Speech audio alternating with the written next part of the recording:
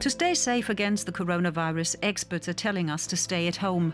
But for some people, being locked away with a violent partner or family member could be even more dangerous. Domestic violence, some experts are calling it the shadow pandemic. Here in Argentina, there's been a 1/3 increase in femicide, the murders of women by their partners. This mother is burying her teenage daughter who was killed by a former boyfriend. Demonstrations and protests against domestic violence have increased, but so has this often invisible problem. With lockdowns and stay-at-home orders dipping and peaking around the globe, how can victims trapped at home with their abusers get help? Welcome to our COVID-19 special. I'm Monika Jones in Berlin, and today we focus on the social implications of the coronavirus pandemic, starting with a look to Russia. Valentina Konstantinova hasn't let Russia's lockdown stop her. She's used the time to redecorate her Moscow hotel. And because the pandemic has kept guests away, she's decided to shelter domestic violence survivors. A crisis centre now sends women who have nowhere to go to her hotel because women's shelters have gone into quarantine. I have quite a few friends or acquaintances who've experienced domestic violence. So I wanted to help. I couldn't always help my friends back then. Sometimes I could, sometimes not. But now I can help others. Valentina's hotel is right in the middle of Izmailovsky Market, which normally draws tourists with its typical Russian look. Usually these stands would be full of souvenirs and bric-a-brac, and this market would be bustling with people. But during lockdown, it's become a quiet place to escape. Hotel Scarce, which translates as fairy tale, has become a saving grace. One of the domestic abuse survivors staying here is a singer. Ineta Riekstina came here about a month ago. It wasn't the first time my husband hit me, even before the quarantine. When you love someone, you forgive them. But the fourth or the fifth time, it's just impossible to bear. Something clicks in your head. It made me just get up and leave. I simply couldn't stand it anymore.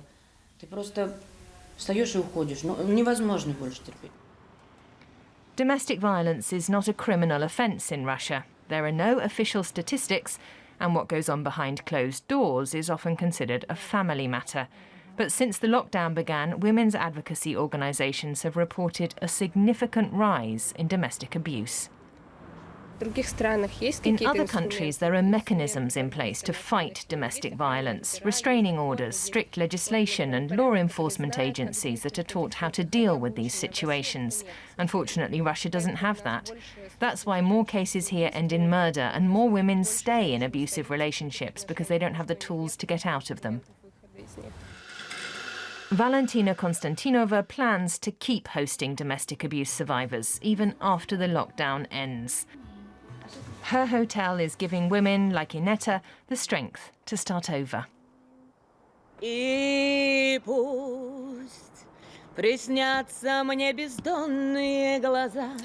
And for more, I'm joined now by Tushar Singh, Assistant Professor of Psychology at Banaras Hindu University in the Indian state of Uttar Pradesh. Good to have you with us. Now, Professor Singh, we've just seen this report from Russia where domestic violence is not a specific criminal offence. What's the situation in India? Well, Monica, in India, domestic violence is a specific criminal offence. We have a specific act called the Protection of Women from Domestic Violence Act, which was passed by the Indian government in 2005. And it works for the protection of the rights of women from all kinds of violence that happen within the family. All right, yes, we have this criminalized in India, yeah. Okay, so the law exists. Of course, we've heard now that around the globe, throughout this pandemic, cases of domestic violence have risen. I wonder, do people turn violent because of lockdown, or are they violent to start off with, and lockdown just makes matters worse? Yeah, you are right, Monica. Actually, any violence to occur, there are at least three classes of factors that are responsible. So first are dispositional factors. They predispose a person for being involved in an act of violence. So like patriarchal societies, patriarchal mindset, dominance of men over women in a society, and few cultural norms where women is considered subordinate to men are basically work as predispositional factor.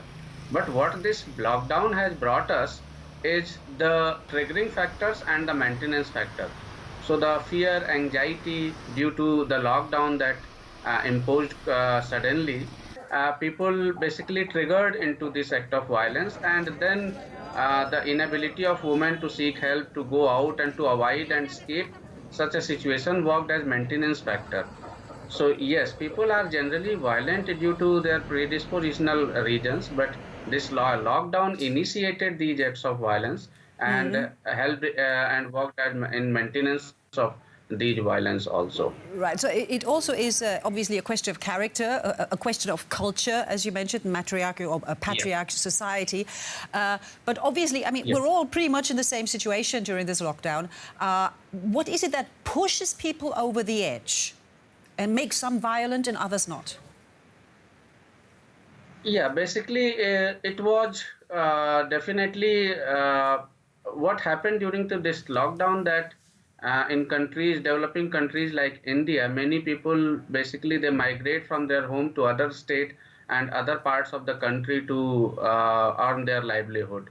Due to the lockdown, they returned home, and when they returned home, they were very anxious. They were jobless. They were economically in a very unstable situation, and this gave rise to a lot of fear, anxiety, and future concerns for them. What happened when these men returned to their home, and due to the lockdown, men and women became isolated, and there was only one way for men to release their anger was on women. So what we call it a defense mechanism called a displacement. It acted very seriously for women when nothing was under control of a man. They only could think of controlling women who were living with them inside their family. So this migration was one of the causes. Right. Other causes were basically the anxiety and the fear, which people could not control it. They were not very equipped with the coping mechanisms to deal with such situations where they will be cut from the society, from their social support system, and basically they were clueless of what they are going to do for the entire day and night to come. And Right. it all Professor Singh, aggravated them. Professor Singh, just because I mean, this is it's an awful situation, and if you a short answer, please, is there a way out of this situation? Yes, definitely. Definitely, we need to work holistically. The individual, the government, and the non-governmental organization and academicians must come together to it. We need to develop our social support system.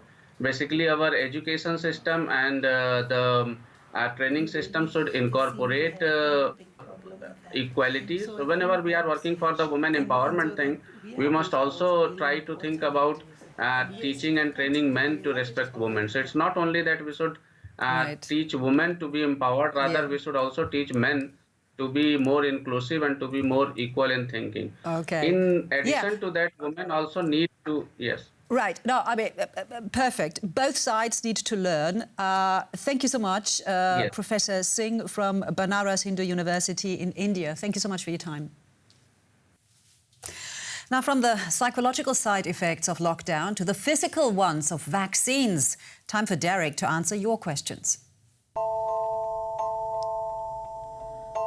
What systems exist in the EU for the ongoing monitoring of vaccine side effects?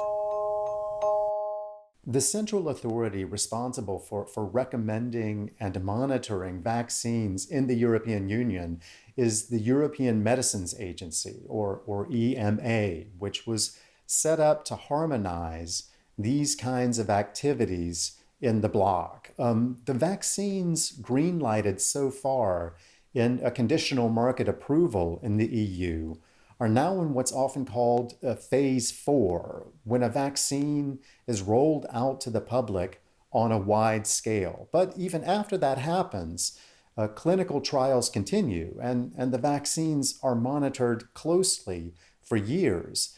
The monitoring tracks long-term effectiveness, of course, but it's also set up to identify any adverse reactions or other potential dangers that were missed in earlier large-scale trials. So what's called a pharmacovigilance system is in place. It's pretty complex, but also pretty tightly networked. And the agency says it helps any reports from patients and from healthcare professionals to be analyzed extensively.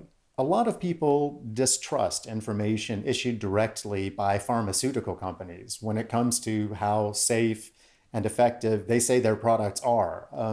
To assuage that distrust and help promote transparency, the EMA set up its own network and management system for tracking suspected side effects of not just vaccines, but of any medication approved in the EU. The European database is called EUDRA Vigilance. In it, you can read any reports of suspected adverse vaccine effects on a country-by-country basis.